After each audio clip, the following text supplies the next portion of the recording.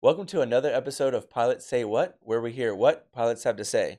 And my name is Zach. If you're joining us for the first time, nice to meet you. And today we'll be talking to Chisholm. We'll be getting into some of the things that make him tick, and he's an assistant chief here at Thrust Flight, so maybe he has a little bit of perspective to share on what it's like to be a CFI and to kind of like look forward to the next parts of your journey. But without me going any further into that, I'll allow you to maybe give us a brief introduction. Cool. What's up, guys? My name's Chisholm Brewer. I'm an assistant chief instructor here at Thrust. I've been working here for a little over a year now, and I started a ZTA zero time to airline program back in January of 23. Right. So been a Thrusty since day one. So Yeah. yeah. Awesome. Yeah, no, we had you once before. I don't know how long it's been, but it's nice to have you again. Were you an Yeah. assistant chief before though when we had you? No, I was just a line instructor back then. Yeah. Right. Yep. So I think that's what's cool to have you back and maybe get a little perspective on your journey. So being an assistant chief now, before like you said you were a line instructor, can you tell me a little bit about the changes in what you do as an instructor now? Yeah, sure. So being a line instructor, you're there helping out, your students, right? You Hmm. get a select few that you are, progressing from either the beginning of their training all the way to, the end of their rating. Hmm. Whereas now, as an assistant chief, what I do is I'm now basically helping out our instructors. Right. So I'm, instructing the instructors in a way. So, Yeah.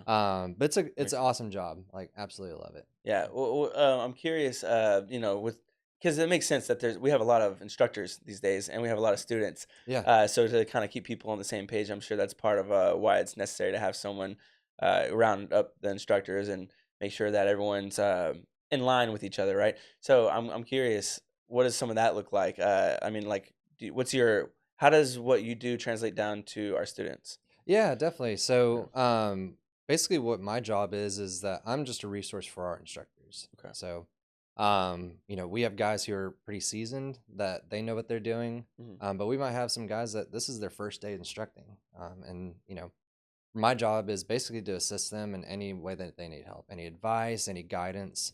That's a lot of what I do on the day-to-day basis. Yeah, because it Now, can be a little tricky transitioning into the CFI role. We've talked to some CFIs about that. definitely, Yeah. yeah. It's a little challenging. You go from all of your training to the next day. Hey, teach this guy what you know. Yeah, And it's a little intimidating. And so it I'm there is. to kind of help guide them through that. That makes sense. Because I'm curious about what was your transition like getting started as a CFI? Because I'm sure, like, just like three different viewpoints of it, right? Like before you become a CFI, it's like, how am I gonna do that, Yeah, right? Especially in a fast track program, like you can ask yourself quickly, "You telling me I'm eligible to become a CFI in a matter of months? Like that's wild." And then you become one, you're like, "Oh, I see some of the challenges that come with this." And then now in your role, I'm sure you have even a bit more perspective than then. So could you kind of yeah. talk to me about those different checkpoints? So, like I said at the beginning, I started my training in January of 23. I got done in April. Then I Mhm. got hired on here in May.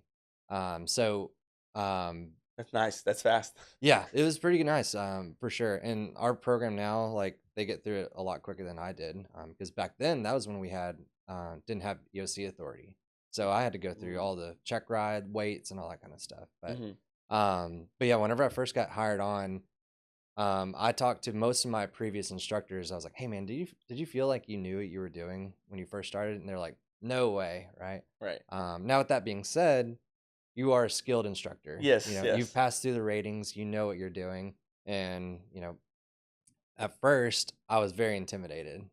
I didn't Mhm. really know exactly what I was doing, but we had guys here who guided me along and were able to help me out with that knowledge and that skill, Yeah. and show me exactly how to be an instructor. Mhm. And emulating those guys really has helped me throughout the start. And so, Yeah. yeah, And then now it's like you feel a little more equipped to do that yourself because I'm sure as an instructor, like when you first became an instructor, you could remember what some of those challenges were, and now you probably have a little insight on, hey, hmm remember X, Y, and Z, yeah, right? absolutely, absolutely. Um, what is one of the main things that you worked on when you were a line instructor? Like, was there a rating that you sort of kind of stuck with when you were training? Yeah, Yeah. so usually you'll start out teaching instrument commercial Mhm. here, and then later on you'll go more into teaching private pods. The reason why we do that is because you're a fresh instructor. We want you to be teaching maybe a little more skilled student, just so that we can be a little more aligned there. Mm, makes So sense.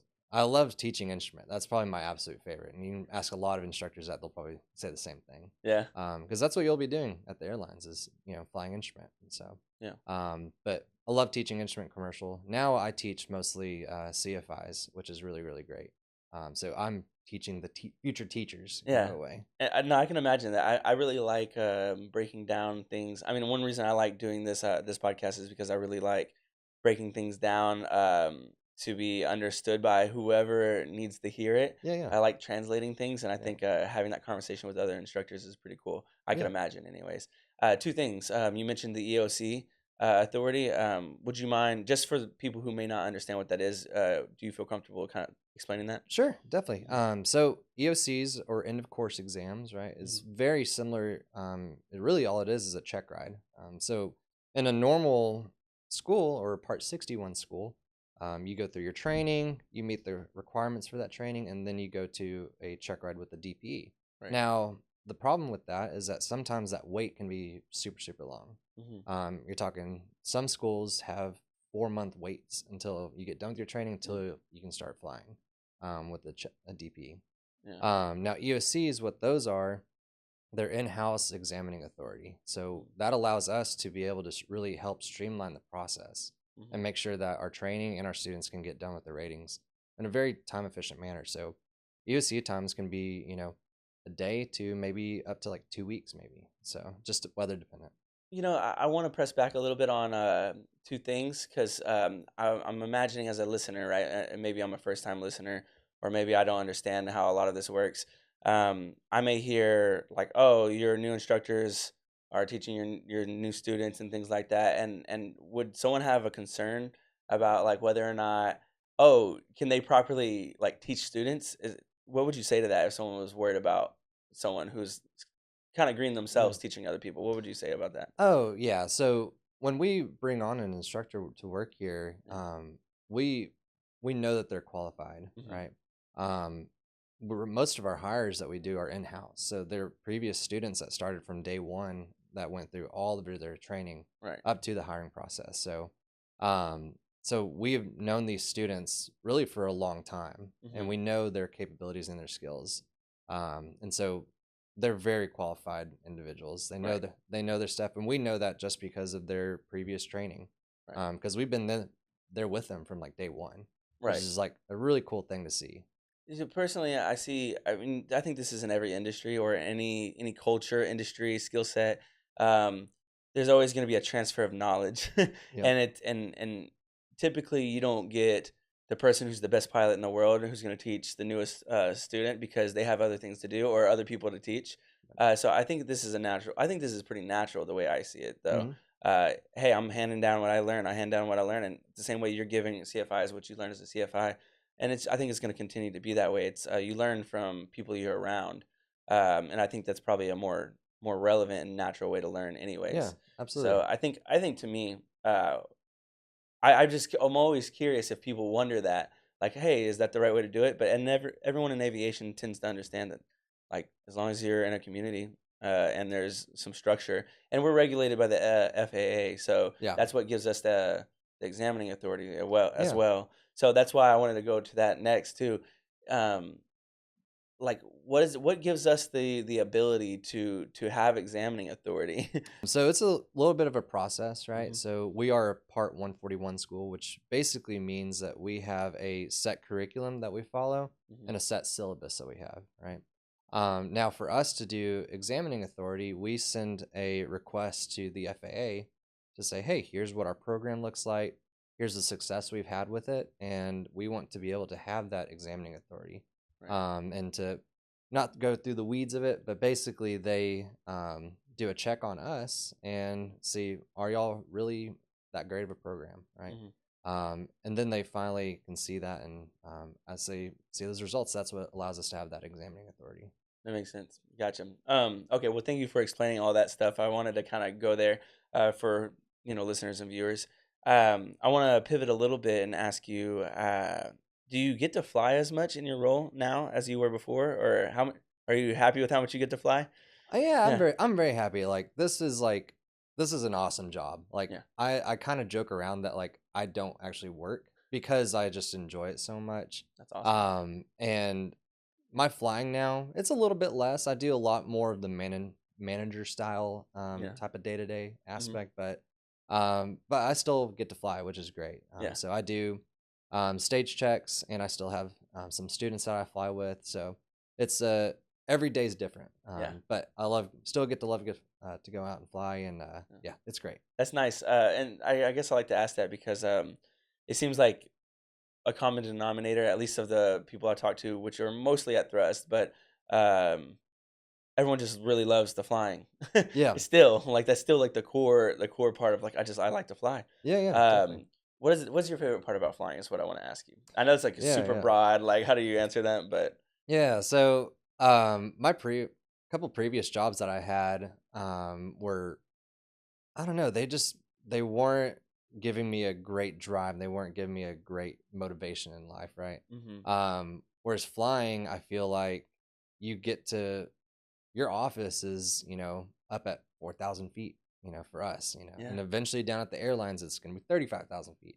yeah, So that's my day to day is that I get to go up in a plane every day, get to go out, teach some guys some new things, and then come on back, and wash, rinse, repeat, which is awesome. yeah. My favorite, probably my absolute favorite thing flying wise is like flying in clouds and getting to go on long trips and things like that. Yeah. We get our archers from Vero Beach, brand new. hmm And so we got to do a couple trips from there all the way over to Addison, which is really a cool experience, and it's awesome opportunity for students that get to go on that too. And what did you do before this? I was a ranch manager, so I Okay. took care of a property. Before that, I was in sales, so I've had a hodgepodge of odd jobs and things like that. Yeah. One thing that got me into aviation was I was an equestrian attendant. hmm So basically, what that is it's a flight attendant for horses. Sounds a little weird. It's a super oddball job that I had. It was Okay. Okay. very Someone came different. up with that title, so Yeah, very much so. Like, there's not that many people that got to do it. But basically, like, I'd go down to Houston and load horses into big cargo planes, like 747s. And those planes, they don't have a door to the cockpit. And so you could go up and talk to the pilots and ask, hey, can I sit jump seat on the takeoff and landing? And they were super, super nice. Say, yeah, just come on back. So I got to see the behind the scenes of what I actually would be doing. And that sealed the deal for me, man. yeah. I was super, super pumped to do that. That's really cool, actually. I'm imagining though from that moment where you're like, oh, this is super cool. Maybe I should think about doing this. What do you do next? I mean, what did you do next? From there, I started to look into flight school, and that's where it got me over to Thrust Flight. Yeah, I looked at a couple other schools that were on my radar, but whenever I viewed Thrust, I was sold on it. yeah. Just a newer fleet, things like that, and so it was, yeah, Got you excited. I understand. yeah, Yeah. yeah, Did you take a discovery flight? I mean, yeah. yeah, yeah. I did, So yeah. was that the first time you get to kind of take sort of some controls of a plane? I got to fly a little bit beforehand, just Mm, like one or two buddies that I knew who had planes. I was like, yeah, man, do I really want to get into this? yeah. But yeah, all of that really led to me starting flight school. That's awesome. That's good to hear. Well, I want to bring it back a little bit. You probably have a few pieces of advice to give at least a few different people who are either I'm thinking about maybe three different people, right? So there's the person who's considering starting flight training, Yeah, um, and maybe they've thought about it, maybe they've watched a few videos, maybe they saw a TikTok video, and maybe they don't know that much about it, but someone who hasn't started yet, right? And then there's going to be the people who are in their flight training now, right? And then there's going to be the people who are looking to get to the next step of their journey. So my first question is going to be about if someone's on the fence about whether or not to start flight training. Is there maybe a few tips or key insights that you think could help them inform what they should do next? So what I mean is, should they go and look at schools, or should they consider what the career options are? Like, what would you want someone to know if they were considering flight training? yeah, definitely. That's a good Yeah. question. Um, I think that the biggest thing is this really a path that you want to go down, you know? hmm So go and take a discovery flight. Ask people that you know who actually fly. What I did before was that anytime like I'd go to the airport and I'd see a guy in a pilot's uniform, I just go, what do you like about your job? Just really get to know them on that kind of a basis and see like what they think and what they like and don't like about their job. Right. Um, And pilots like to talk about, flying. oh So yeah, most of the time you might get a positive response there. So, oh yeah, well, I yeah. say a positive response, but like a welcoming, like a real response. Yeah, and they're always upfront and honest. Mhm. Like that's like kind of the funny cool thing about pilots that we don't really like beat around the bush. It's always like this is the way we do things. Right. But that was one thing that I did beforehand. So I talked to anybody that I knew. I did my research, so looked up flight schools. I did discovery flights, things like that. Hmm. But probably the biggest advice I could give that prospective student is like, um, look at like what this job can like give you, right? You can travel, you can fly every day, which is great. And that's like, I don't know, it's something that you have to be passionate about, right? Hmm. So if you're, kind of on the fence about going to training, like see if this is something that you can find to be your wholehearted passion. Yeah. Because it's not the easiest thing in the world, right? Right. It's more attainable than ever before, but it's not easy. I think that's something we've been wanting to get across because, um, like it may be more accessible than getting some of the careers you could shoot for in college with a Yeah. degree. I mean, you could become a pilot faster than you could get a degree. Oh, for sure. So Yeah. but that's not to say it's easier. It's very accessible, but it's not easier. So I hear you on that. Yeah. Yeah. Before I ask you about the current students who are in flight training, wherever they may be, um, I want to ask you about students who maybe quit. Mhm. Because to your point, a lot of people will start. Maybe they chose a school that it wasn't a good fit for them, or maybe they didn't know for sure what their motivation was. But maybe they're like fighting to get to their private certificate. Maybe they got a lot of hours, or maybe they found themselves in a situation where it's hard to complete. Yeah, I'm wondering if you can give a little perspective on what it's like to kind of feel stuck there, and then how to kind of get started again. Yeah, definitely, Yeah. definitely. So what I see is that students like you'll hit a plateau at some point during your training. Now, what that means is that you know you might be accelerating and gaining crazy progression, but then all of a sudden it just kind of levels out a little bit, right? Right. That's a very natural thing with training. I've hit it, and you can ask every other instructor; they definitely have hit that too.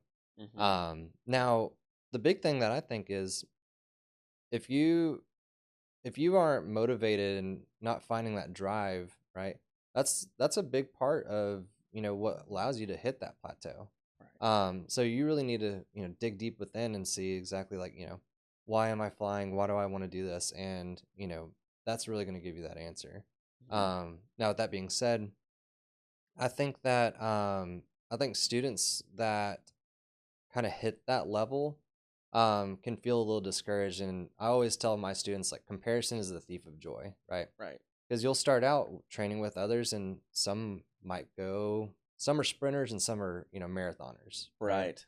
But we're all aiming towards the same goal, you know what Right. I mean? And at the end of the day, like we as instructors will help you get to that goal, and so use us as like resources. I think that's Mm. probably the big thing there. Mm, that's good. Yeah, Yeah. I like the focus on that because I think for me, I think I'm really driven, and I think I can have like a lot of ambition, and sometimes it's hard to like know what to do with that, and to really, if it's hard to aim it, Yeah. and I think with a little bit of direction, uh, I can go pretty far, and I don't always want to have to rely on direction, right? But it's nice to have like a team of instructors or someone you can go to that maybe is a few steps ahead, or at least has the resources to say, here's what's happening, and here's what Yeah. you can do.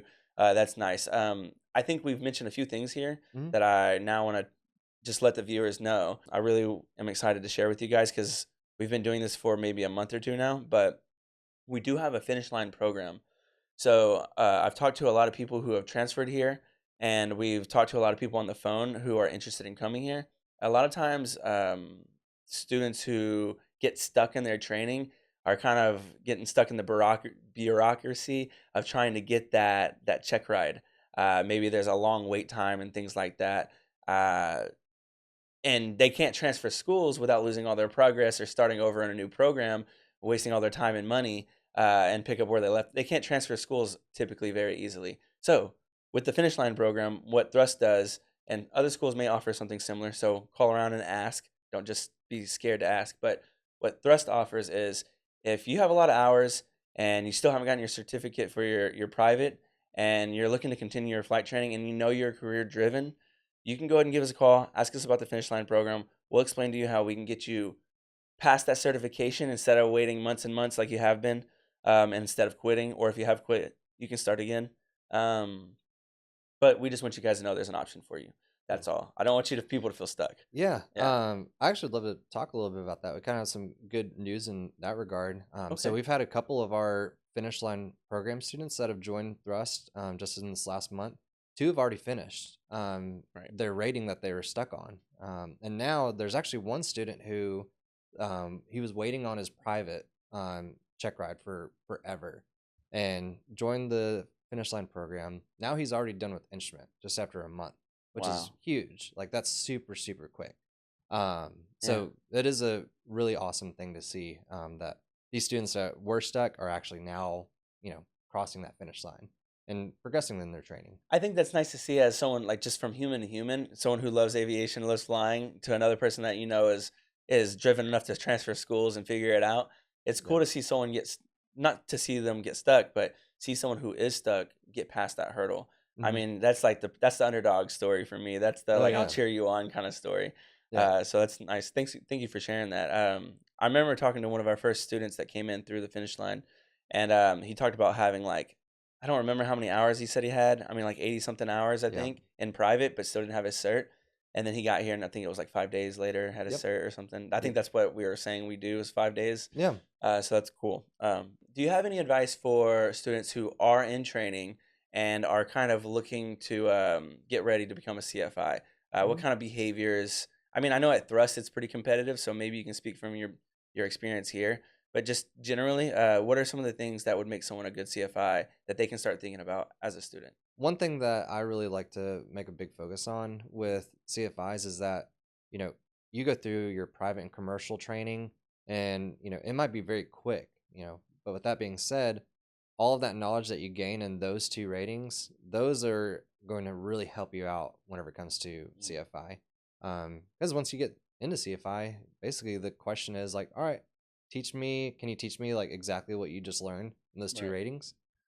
So the more that you try in private and in commercial, that's really going to help you out. Mhm. Um, and when it comes to like the flight portion of CFI, I actually tell my commercial students, because that's the training that they're going to do prior to CFI, Mhm. is that I want you to teach me how to do this maneuver or teach me what this is, just to kind of get their minds grooving into that mindset. Um, Now, I think one thing that CFIs can really, amplify Mhm. is their student care and taking leadership roles, right? Mhm. Because you are going to be this new leader, you are going to be in charge of this student. So putting on that new hat that you're going to be wearing, I think that's really going to be a big thing that will help out CFIs.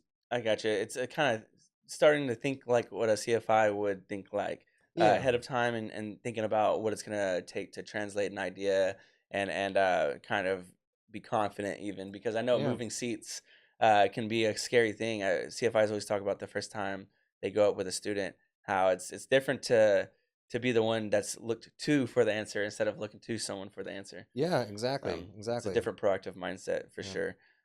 Okay.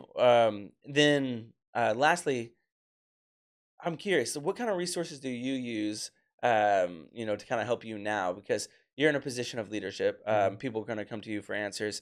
Of course, we have things like the ACS, Yeah. and there's always other more experienced people. I'm sure you can reach out to. But what are some of your favorite resources? People, books, content. Everybody knows the PHAK, so the Pilot Handbook of Aeronautical Knowledge. That's like the aviation Bible, I would like to say, so to speak. Mhm. That has a just ton of knowledge there. But really, what I love talking and maybe like working with others. So our other instructors and kind of picking each other's brain. Right. I think one thing that really leads to being a good instructor is always asking questions, even if you don't know what it is, right? um you know we're not all knowing, but the biggest Yeah. thing that's going to lead you to being a very knowledgeable instructor is to constantly be learning. So you know maybe spitballing ideas from other instructors, Mhm. things like that. But I use YouTube. There's a lot of YouTube channels out there. Mhm. Thrust, we have a lot of those videos that talk about like a lot more of the technical stuff, which is the stuff that I really love. Okay, gotcha. But yeah, I love reading our books, like the PHAC, and then talking to instructors. That's probably the biggest thing. Do you have a favorite podcast from us that you've enjoyed that you would recommend Mm. to the listeners? Yeah, so one podcast that I really like is where we're talking with a current captain that works at American Airlines. Mhm. He gives a lot of really good insight into what that looks like. Mhm. That was probably one of my favorite ones that Is I that the got one to of the see. recent ones with Pascal? Yeah, Yeah. Honestly, I think that's one of my favorite ones. I yeah, really yeah, enjoyed that conversation. I really enjoyed his approach. I want more people to watch that one just from a, yeah, hey, I put a lot into this. And I yeah. think that's one of those episodes that I'm like, wow, that's why I like to do this. Yeah, definitely, Um, definitely. so, Yeah, it kind of shows you like the end goal. yeah. Kind of gives you that drive. He gives you, yeah, he's kind of motivational. I mean, Yeah, I don't know if that was his, aim or not, but yeah, he's kind of motivational. I really like the way he speaks about it. So if you guys, if this is your first time or your, 50th time watching Pilots Say What, where we hear what pilots have to say, feel free to go check out one of those previous episodes. His name was Pascal. He's American Airlines, and I really enjoyed my conversation with him. So if you guys have watched it this far, we appreciate you for joining in. It always helps, of course, to give us a like, comment, and subscribe. A lot of conversation tends to happen in our comments. So if you have any questions, feel free to post it down there. Or if you did your discovery flight recently, share your story down there so others can understand what it's like to get your first experience in a prop plane. It's pretty fun. I did one. It was really enjoyable. oh yeah, If you're listening on streaming platforms, those ratings really go a long way for us. It helps more people find our podcast. Uh, so if that's where you're listening, please give us a thumbs up or 5 stars. That would yeah. be really helpful. We'll see you guys on the next episode of Pilots Say What, where we hear what pilots have to say.